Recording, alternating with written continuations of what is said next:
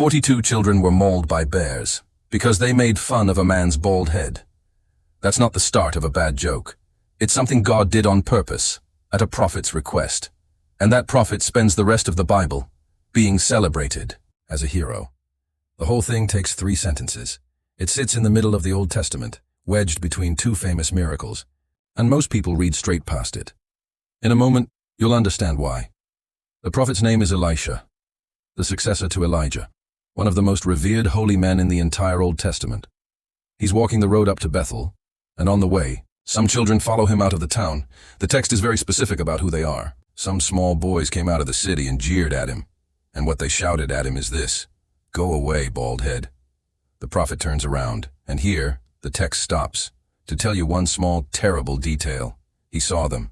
He saw exactly what was standing in front of him. Children, little ones. He saw that, and then he cursed them. In the name of the Lord. Not a scolding, not, "Go home to your mothers." A curse, calling on God himself to answer for their jeering. But surely God won't go along with this. This is the part where heaven says no. This is where mercy steps in, and the story becomes a lesson about patience. Except that it isn't. Kings, chapter 2, verse 24. Then 2 she-bears came out of the woods and mauled 42 of the boys. 42 children, torn apart, because they called him bald-head. So what does the holy man do now? Fall to his knees, pray over the bodies, heal them, turn back toward the town, to face what he's done? The story closes with one last line, 2 Kings 2:25.